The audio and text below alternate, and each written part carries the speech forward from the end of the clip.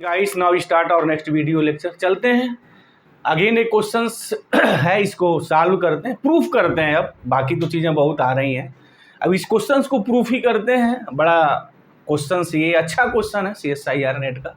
देखते हैं इसमें कंसेप्ट और लॉजिक क्या है, और उसके बाद आप उस कंसेप्ट लॉजिक से खुद ही टेक्निकल चीज़ों को निकाल लीजिए। आते हैं, चलते हैं, पहले क्वेश्चंस को पढ़ते हैं, उसके बाद उसके एक एक एंगल को प्रूफ करते हैं, उसके बाद ऑप्शन तो फिर वो बाई प्रोडक्ट हो जाएगा उसका। चलिए देखिए क्या है question. Let T such that R³ to R³ be linear operator. T कोई लीनियर ऑपरेटर है, 3 डायमेंशनल स्पेस पे डिफाइंड किया गया है। एफ ऑफ एक्स जो है ये ring of polynomial real number का कोई मतलब ये इसका कोई पॉलिनोमियल है जहाँ उसके coefficient set of real number से आ रहे हैं। कह रहा है कि इज द कैरेक्टरिस्टिक पॉलिनोमियल, ये कैरेक्टरिस्टिक पॉलिनोमियल है एफ ऑफ एक्स टी का। ठीक है, तो कंसीडर 2 स्टेटमेंट्स, 2 स्टेटमेंट्स की बात कही गई है। Suppose T is a non zero, पहली बातें हैं कि ये जो लीनियर ऑपरेटर है नॉन जीरो है, and 1 eigenvalue is zero, और एक आइगन वैल्यू इसकी जीरो है। ठीक है, such that f of x is equal to factor कर दिया x इंटू जी एक्स लिखा। Then linear operator g of T पे पूछा है कि वो जीरो होगा क्या।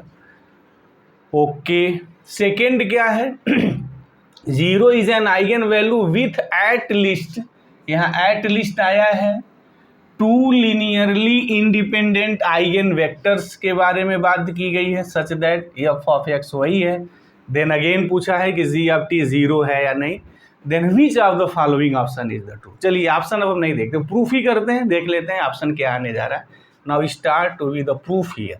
और अगर आप प्रूफ जान गए तो इसके बहुत सारे कंसेप्ट ऑटोमेटिक आपके दिमाग में आ जाएंगे, और बहुत सारे क्वेश्चंस जो है ना आप सॉल्व करने की हैसियत में आ जाएंगे। अगर आप किसी भी क्वेश्चंस का प्रूफ समझते हैं तो उसकी सारी चीज़ों को, टिप्स क्या है, आइडिया क्या है, उस क्वेश्चंस के पीछे जो हमारी सबसे छोटी चीज़ छुपी हुई है वो क्या है, सब आपको पता चल जाएगा, और खुद ही आप एक ट्रिक रिजल्ट डेवलप कर लेंगे। तो चलिए वीडियो को बहुत सीरियसली वॉच करिएगा और इसको शेयर करिए ज़्यादा से ज़्यादा, हो सकता है कि और लोगों का भी कल्याण हो। तो now let us start here. पहली बात यह है कि T such that R³ to R³ दिया हुआ है, एक लीनियर ऑपरेटर है। एफ ऑफ एक्स इसका हमारा कैरेक्टरिस्टिक पॉलिनोमियल है, और ये characteristic polynomial x into g x दिया गया है।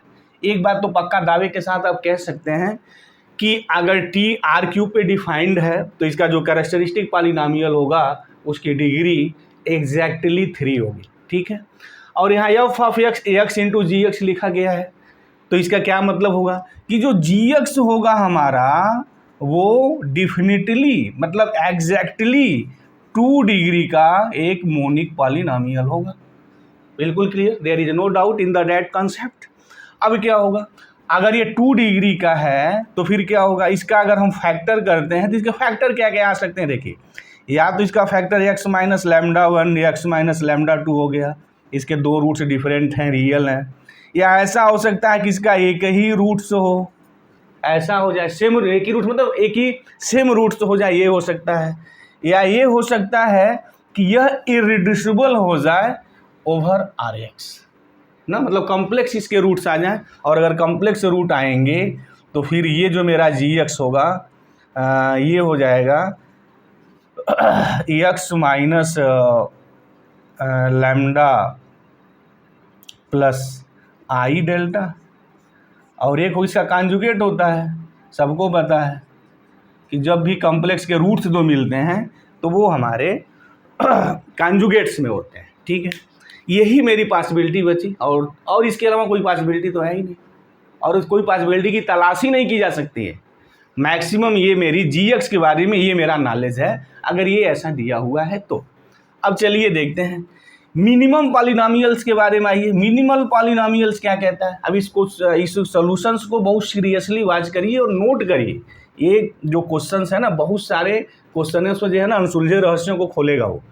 ये मिनिमल पॉलिनोमियल क्या हो सकता है। मिनिमल पॉलिनोमियल्स के बारे में जो आपको जानकारी है, जो फैक्ट है, जो कंसेप्ट है, वो ये है कि पहली बात है कि मिनिमल पॉलिनोमियल्स में सारे रूट्स आएंगे, तो सारे रूट्स आएंगे तो फिर ये क्यूबिक पॉलिनोमियल होगा तो mx में हम लोग 3 जो है रूट्स लिखेंगे, तो पहला एक रूट्स तो x ही है, तो x तो प्रेजेंट ही रहेगा, हो गई बातें।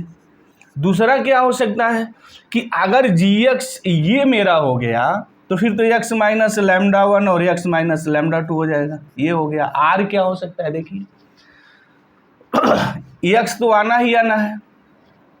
अब x माइनस अगर लैम्डा स्क्वायर हुआ तो ये x माइनस लैम्डा हो सकता है r, इसी के साथ x माइनस लैम्डा स्क्वायर, ये भी मिनिमल पॉलिनोमियल हो सकता है। ओके, अगर x माइनस लैम्डा स्क्वायर हुआ, अगर 2 रूट्स इसके रिपीट कर गए तो मिनिमल पॉलिनोमियल क्या हो सकता है, एक x तो आना ही आना है, उसके बाद एक x माइनस लैम्डा हो सकता है, r x minus lambda square हो सकता है। Absolutely right. अगर रियल रूट्स नहीं है तो फिर gx के बारे में ख्याल किया है, तो gx आपका यही हो जाएगा minimal polynomial. What is the minimal polynomial, तब क्या होगा, अगर gx इरेड्यूसिबल है, अगर रियल नंबर की दुनिया में वो इरेड्यूसिबल हो गया तो मिनिमल पॉलिनोमियल क्या होगा। एक बात तो पक्का कंफर्म है कि मिनिमल पॉलिनोमियल सारे रूट्स रखता है, तो एक तो x रखना ही रखना है, दूसरी बात एक ये हो जाएगा a0 a1x plus x square. This हमें टाइम लगेगा क्योंकि मैं प्रूफ करने जा रहा हूँ, बाकी अगर आपको जब प्रूफ पूरा समझ जाएंगे तो फिर इस क्वेश्चन को अनुसार हैंडल कर लीजिए, कैसे ट्रिक और टिप्स रिजल्ट निकालेंगे। अब देखिए क्या होता है अगर mx ये हुआ तो इसका मतलब क्या है, 3 रूट्स इसके डिफरेंट हैं।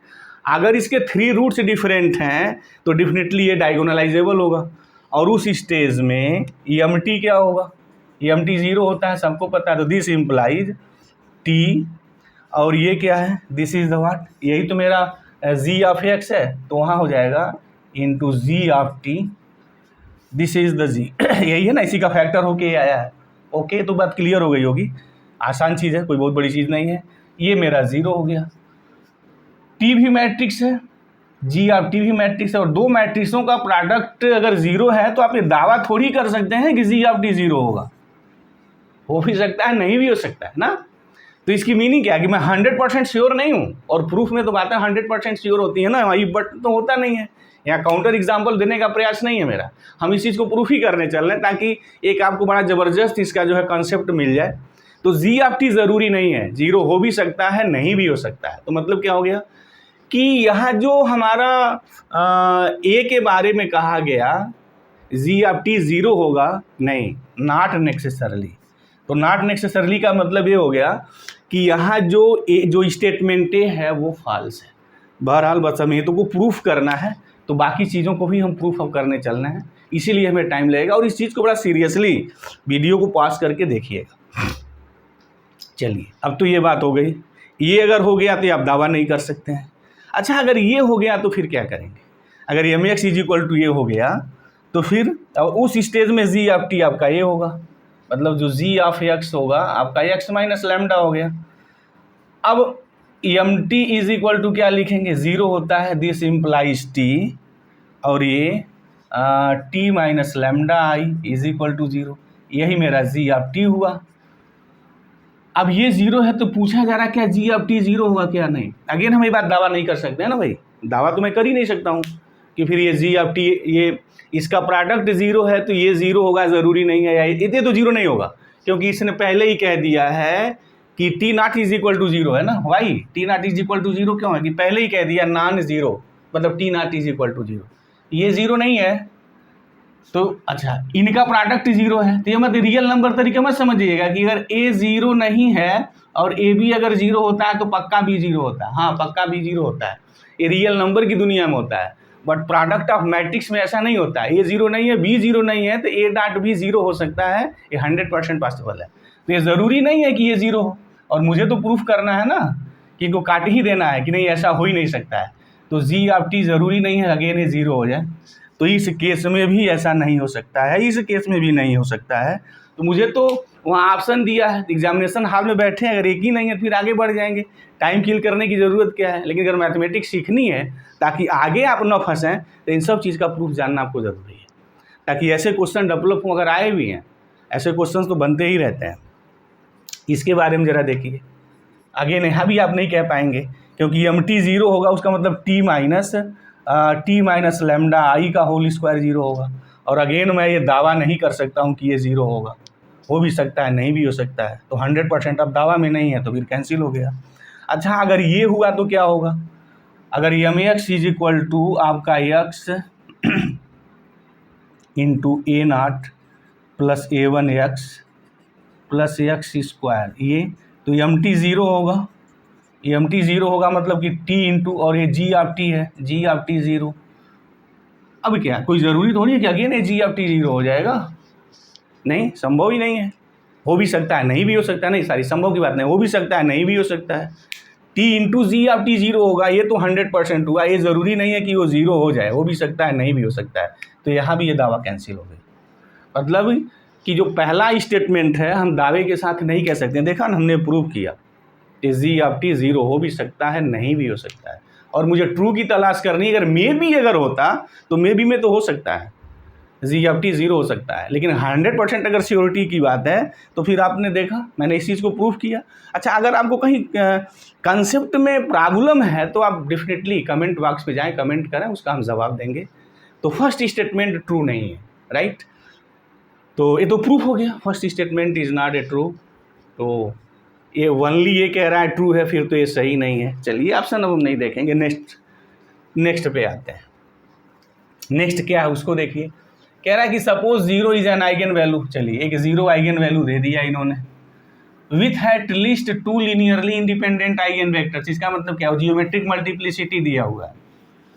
आइगन वेक्टर किसी आइगन वैल्यू के करस्पॉन्डिंग दे तो क्या कंसेप्ट, आप क्या उसे समझेंगे? आप तो सिंपली यही समझेंगे कि उसकी जो है वो जियोमेट्रिक मल्टीप्लिसिटी है। यानी वो जियोमेट्रिक मल्टीप्लिसिटी दिया हुआ है कि एटलीस्ट है, वहाँ दो है, दो से ज़्यादा भी हो सकती है। तो दो से ज़्यादा हो सकती है तो क्या चार भी हो सकता है क्या? नहीं, चार कहाँ से होगा? जब आप 3 डायमेंशन स्पेस पे काम कर रहे हैं तो जो मैट्रिक्स बनेगा वो 3 आर्डर का ही बनेगा।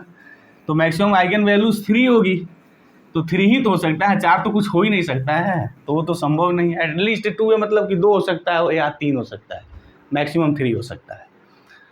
सच that again F of X ये दिया हुआ है, then G of T is also zero होगा। कह रहा है क्या जी ऑफ टी जीरो होगा क्या? चलते हैं अगेन हम प्रूफ करते हैं। यह देखिए एक बात कहा है कि जो गिवन है स्टेटमेंट बी में कि जो जीएम ऑफ ज़ीरो है वो एटलीस्ट 2 है, तो मतलब कि greater than or equal to 2। इसकी मीनिंग क्या हो गई कि जीएम ऑफ ज़ीरो जो होगा 2 होगा, आर 3 होगा।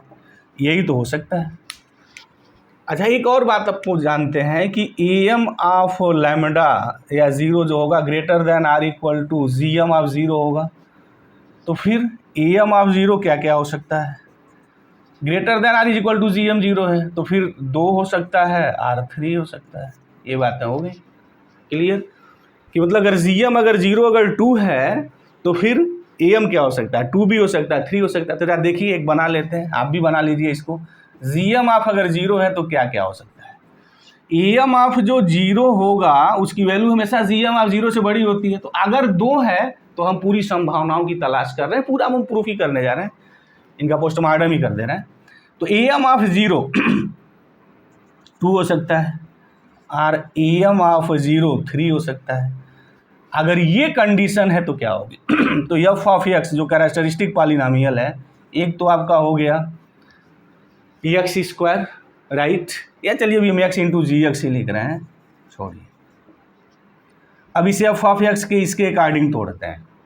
जी एम 0 है और ए एम 0 2 है। इसका मतलब ए एम अगर 0 की 2 है, एल्जेब्रिक मल्टीप्लिसिटी 0 की 2 है, तो इसका मतलब क्या होगा कि एक्स स्क्वायर होगा, राइट? इनटू क्या होगा? अब ये हमारा क्यूबिक पॉलिनोमियल है, एक्स स्क्वायर आपको मिल चुका है, तो इसका मतलब ये जो भी होगा एक लीनियर फैक्टर होगा, मोनिक होगा। तो फिर ये लीनियर फैक्टर क्या होगा? आप एक्स माइनस लैम्डा ले लें या कुछ भी ले लीजिए, या मतलब जो भी होगा वो एक्स में एक सिंगल डिग्री का होगा मेरा। ये मेरा जो है पॉलिनोमियल हो गया। तो इस केस में जी ऑफ एक्स क्या है? What? G of x is equal to हो गया X into X minus lambda according to this situation. ये जो इसने कहा, हो गई बातें। तो पहली मैं इसकी यहाँ बात कर रहा हूँ। अब देखिए एम एक्स क्या क्या हो सकता है, मिनिमल पॉलिनोमियल क्या क्या हो सकता है। पहला एक कंडीशन जो होती है मिनिमल पॉलिनोमियल की, वो सारे रूट्स को अपने पास रखता है। तो एक 0 है तो एक तो रखेगा ही रखेगा। दूसरा एक एक्स माइनस लैम्डा है, इसके बाद ये भी रखेगा। अब क्या हो सकता है, ये स्क्वायर भी रख सकता है, राइट। लेकिन थोड़ा यहाँ एक चीज़ आ जाए, देखें अगर एफ ऑफ एक्स अगर ये हो गया तो फिर होगा क्या, इसका मतलब इसकी जियोमेट्रिक मल्टीप्लिसिटी 0 की 2 है और am भी 2 है और एक सिंगल वैल्यू है। तो डेफिनेटली अगर कैरेक्टरिस्टिक पॉलिनोमियल ऐसा हुआ तो 100%, और इसका am 0 यहाँ ऐसा हुआ, तो फिर this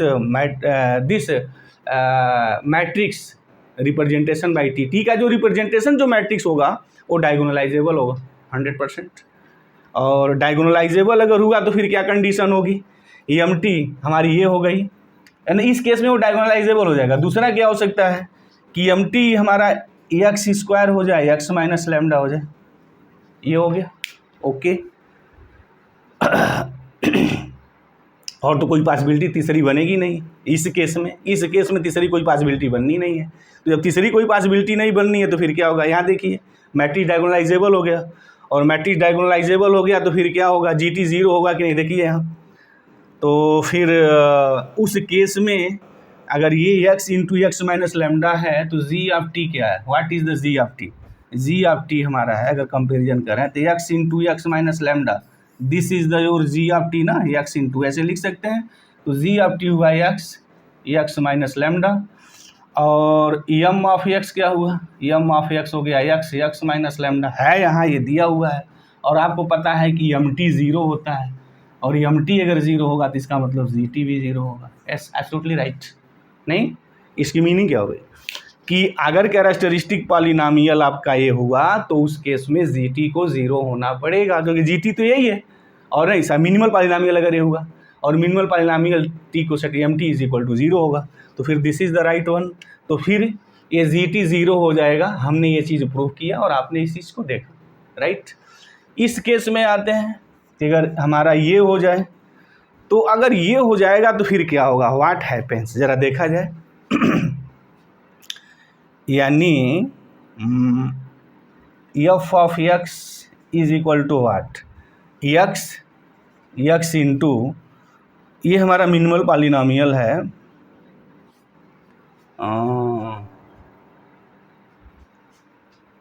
M x is equal to, थोड़ा हम किनारे लिख दें, X square X minus lambda. एक बात और यहाँ देखें कि जो जीएम ऑफ 0 मिला है वो हम यहाँ 2 को लेके चल रहे हैं, ठीक है। GM of 0 is equal to, मैं 2 को लेके चल रहा हूँ, और एम 0 भी मेरा 2 है यहाँ। चलिए, तो जीएम ऑफ 0 जो होगा वो n minus rank of a minus 0 into i होगा। और ये आप देख रहे हैं 2 है, और ये आपका 3 है, रैंक ऑफ ए मतलब यहाँ मैट्रिक रिप्रेजेंटेशन या टी लिख दें, चलिए रैंक ऑफ टी लिख दे रहे हैं, कोई बात नहीं। तो रैंक ऑफ टी क्या हो गया, 1 हो गया। यहाँ जरा एक बात बड़ा ज़बरदस्त रिजल्ट है, उसको नोट करिए, मैं बोल दे रहा हूँ। अगर रैंक ऑफ टी किसी भी मैट्रिक्स का 1 है तो 2 केस बनता है, या तो वो डायगोनलाइजेबल होगा या तो वो नील पोटेंट होगा। बात समझ में आ रही है, इसकी मैं यहाँ बात करने जा रहा हूँ। जब एम एक्स आपका ये हुआ, यानी इस केस में ये एम एक्स ये हुआ तभी नहीं, किसी केस में अगर जी एम ऑफ 0 मेरा 2 हो गया तो by that conditions rank of T जो होगा 1 आएगा। ये तो क्लियर है ना आपको, you have no any problem होनी भी नहीं चाहिए। अब यहाँ रैंक, और किसी भी मैट्रिक्स का अगर रैंक 1 आता है तो फिर क्या कंडीशन है वो, अगर किसी मैट्रिक्स का रैंक 1 आ गया तो इसका मतलब ये होता है कि वो मैट्रिक्स या तो डायगोनलाइजेबल होगा, अगर डायगोनलाइजेबल नहीं हुआ तो नील पोटेंट होगा। अब देखिए, अब अगर ये मैट्रिक्स डायगोनलाइजेबल हुआ तो फिर एम एक्स की ये संभावना कट जाएगी। क्यों? क्योंकि हमें पता है कि जो मैट्रिक्स डायगोनलाइजेबल होता है उसका मिनिमल पॉलिनोमियल्स में कोई ऐसा फैक्टर्स 1 डिग्री से ज़्यादा नहीं हो सकता है, तो फिर यही होगा उसका मिनिमल पॉलिनोमियल। ओके, तो अगर इसका मिनिमल पॉलिनोमियल यही हुआ तो फिर क्या होना है, व्हाट हैपेंस, तो फिर क्या होगा भाई, M T is equal to 0, और यही मेरा एक्स माइनस एक्स लैम्डा ये जो है वही जी ऑफ एक्स है। This is the your G of x.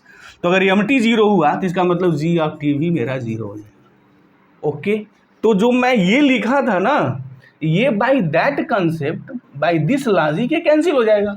Minimal polynomial किसी भी केस में X square X minus lambda नहीं मिल सकता है। क्यों नहीं मिल सकता है? क्योंकि आप रैंक ऑफ टी 1 होगा, जी एम ऑफ 0 एटलीस्ट 2 दी हुई है, तो अगर रैंक ऑफ टी अगर 1 हुआ तो या तो मैट्रिक्स डायगोनलाइजेबल होगा या नील पोटेंट होगा। अब दूसरी बात है, अगर नील पोटेंट होगा तो क्या होगा?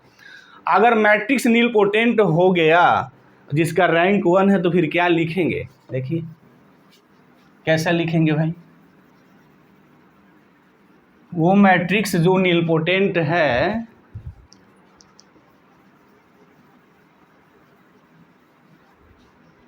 और उसका रैंक 1 है तो डेफिनेटली वो मैट्रिक्स ए हमारा कुछ इस टाइप का होगा। नील पोटेंट है, रैंक 1 है, rank A is equal to 1, condition है नील पोटेंट है, तो फिर मीनिंग क्या होगा इसकी? ए स्क्वायर 0 हो गया, राइट। ए 0 नहीं है, a naught is equal to 0, a square 0 हो गया। तो फिर मतलब क्या हो गया कि यहाँ जो मेरा एम एक्स होगा, एक्स स्क्वायर निकलेगा, ये तो 0 नहीं है, राइट। और उस केस में m T is equal to 0, तो m T is equal to 0 तो जी of T is equal to 0, right. क्योंकि इस केस में m x is equal to x square हुआ, राइट। और वो जो हमारा उस केस में जो कैरेक्टरिस्टिक पॉलिनॉमियल बनेगा फिर वो इस टाइप का बनने लगेगा, राइट। फिर तो ऐसा बनेगा नहीं, इस टाइप का बनेगा ना। देखिए अगर रैंक T1 हुआ और वो मैट्रिक्स नील पोटेंट हुआ तो उस केस में जो एफ ऑफ एक्स बनेगा वो एक्स क्यूब बनेगा, यानी F of x is equal to x into x square, यानी x into ji of x, और जी ऑफ एक्स जो मेरा है वो एक्स स्क्वायर है और यही एम ऑफ एक्स है, और मुझे पता है कि एम ऑफ टी 0 होता है, तो फिर जी ऑफ टी भी 0 होगा। ओके, बात क्लियर हो गई। हमने प्रूफ किया कि अगर GM 0 है तो AM 0 भी GM 0 की 2 है तो AM 0 2 भी हो सकता है, 3 भी हो सकता है। तो हमने AM 0 अगर 2 है तो लेके बातों को प्रूफ किया कि उस स्टेज में भी जी ऑफ टी 0 होगा। अब एक लास्ट चीज़ बची रह गई है, अगर GM 0 2 है तो फिर AM 0 3 भी हो सकता है, तो उस केस में क्या होगा? चलिए देखिए प्रूफ,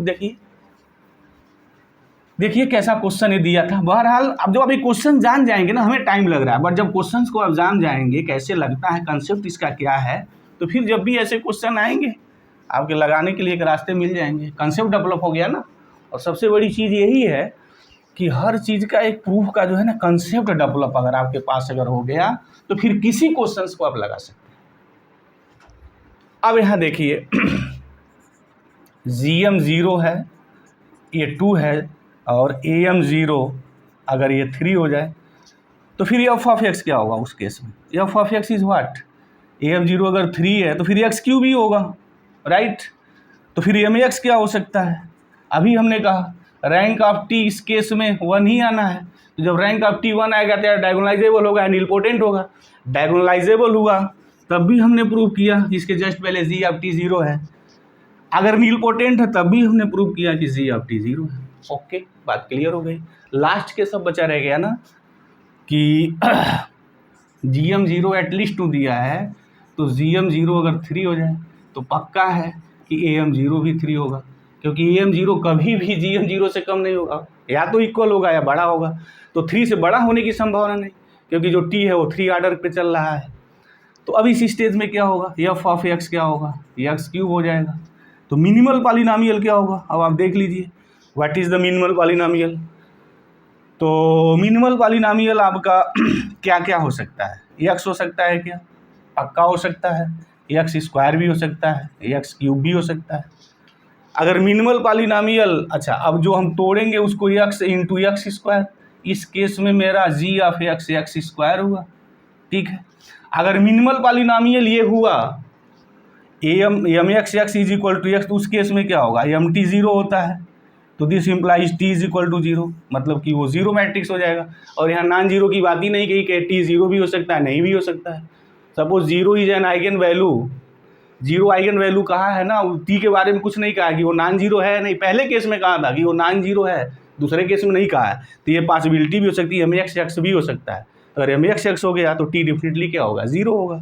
अगर ये हो गया तो फिर यहाँ m T is equal to what, क्या होगा? ये m T is equal to t square, और एम टी 0 होता है तो टी स्क्वायर 0, और जी ऑफ एक्स मेरा एक्स स्क्वायर ही है, तो जी ऑफ टी क्या होगा? टी स्क्वायर, और t square zero, this is again zero. तो ये हुआ तब भी जी ऑफ टी जीरो होगा, अगर ये हुआ तब भी मेरा होगा। अच्छा, अगर मिनिमल पॉलिनॉमियल अगर एक्स क्यूब हो गया और ए एम जीरो कितना है 3 है, राइट।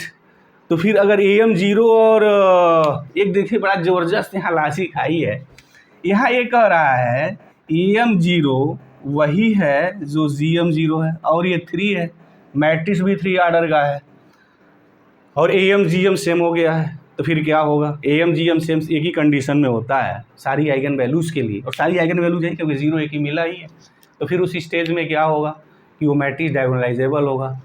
और एक फिर एक कंट्रोवर्सी खड़ा हो जाएगी, अगर मैट्रिक्स डायगोनलाइजेबल हुआ तो फिर एम एक्स कभी एक्स क्यूब नहीं हो सकता ना, कैसे होगा?